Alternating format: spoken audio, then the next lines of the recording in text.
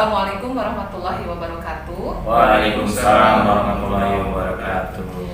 Perkenalkan, terlebih dahulu saya Siti Muslihah Kurniawati dari CGP Angkatan 6 Kabupaten Karawang SMA Negeri 2 Cikampek. Pada hari ini bermaksud untuk mewawancarai rekan sejawat saya yang ada di SMA Negeri 1 Cikampek terkait implementasi proyek profil di SMA Negeri 1 Cikampek. Untuk itu mohon kiranya bapak-bapak yang hebat ini untuk memperkenalkan diri terlebih dahulu ya, satu persatu, dan dilanjutkan nanti mungkin akan ada beberapa penggalian informasi ya yang akan saya lakukan. Baik, dimulai dari siapa dulu nih? Saya dulu. Dari sini dong, sini. Baik, bismillahirrahmanirrahim. Perkenalkan, nama saya Anjang Sadam dari SMA Negeri 1 Cikampek. Di sini saya mengampu mata pelajaran matematika, sekaligus diberikan tugas tambahan sebagai Ketua PMO di fase E dan juga Koordinator Proyek Penguatan Profil Pelajar Pancasila. Terima kasih. Baik, lanjut ya. Bismillahirrahmanirrahim. Assalamualaikum warahmatullahi wabarakatuh. Perkenalkan Bu, saya Ahmad Firmansyah, guru seni budaya dan alhamdulillah guru penggerak angkatan 3 di sini Bu, Kabupaten Karawang, sekaligus CPP Bu, angkatan 8. Kemudian juga saya diamanahi tugas sebagai PMO fase F dan pembina OSIS sekaligus Bu. Itu saja mungkin perkenalannya. Silakan. Bismillah, Assalamualaikum warahmatullahi wabarakatuh. Waalaikumsalam. Siti, perkenalkan nama saya Yakub Priyono. Saya sebagai wakil kepala sekolah bidang kurikulum. Baik, terima kasih atas informasi perkenalannya ya Pak ya. Lanjut untuk pertanyaan saya, lanjut saja ke perencanaannya.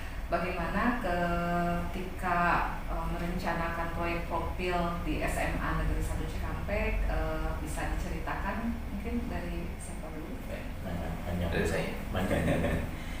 Baik, berbicara tentang perencanaan itu ya, kita tahu bahwa proyek penguatan profil pelajar Pancasila ini merupakan salah satu program yang digaungkan di program sekolah penggerak. Awalnya namanya adalah program sekolah penggerak, namun kesini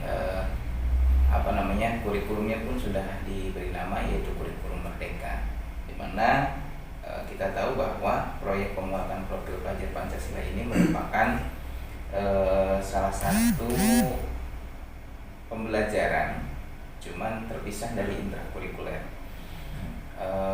Dia memiliki ranah kokurikuler yang berbasis proyek. Jadi yang pertama adalah kita tahu dulu tentang pembelajaran proyek.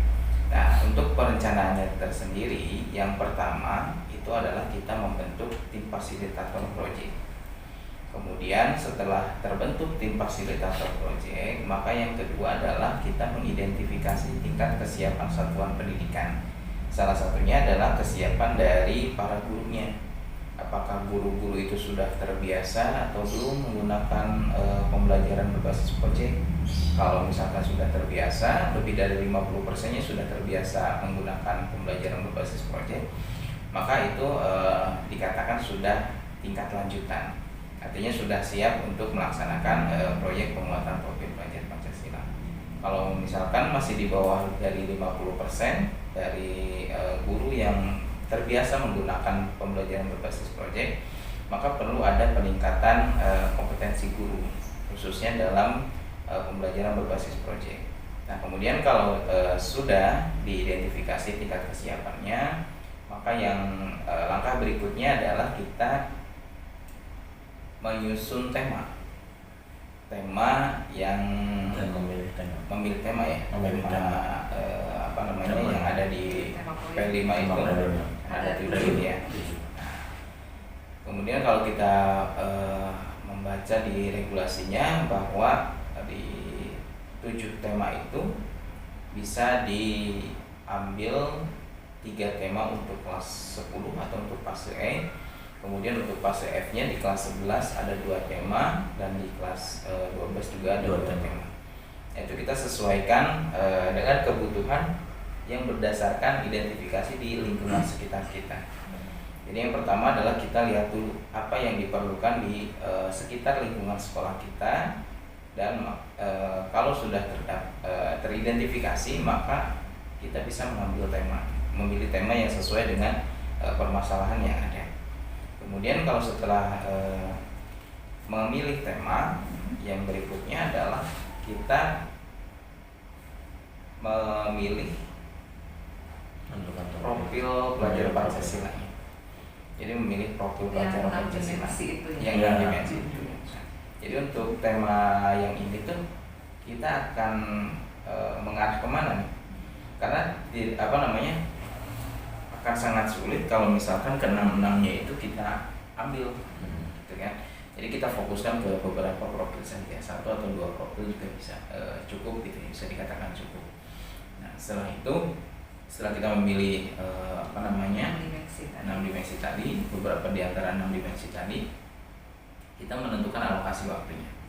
Alokasi waktunya itu ada tertera di Kemendikbud nomor 262 ya, yang terbaru 262. Nah, di situ ada di struktur kurikulumnya bahwa nanti untuk alokasi waktunya bisa dilihat di situ. Kemudian setelah kita menemukan alokasi waktu, maka langkah berikutnya adalah menyusun modul proyeknya. Nah itu kalau dalam segi perencanaan. Baik, terima kasih untuk diskusi yang sangat menarik. Saya akhiri momen diskusi hari ini dengan ucapan Alhamdulillahirabbil alamin. Assalamualaikum warahmatullahi wabarakatuh. Waalaikumsalam warahmatullahi wabarakatuh. Kita belajar Pancasila.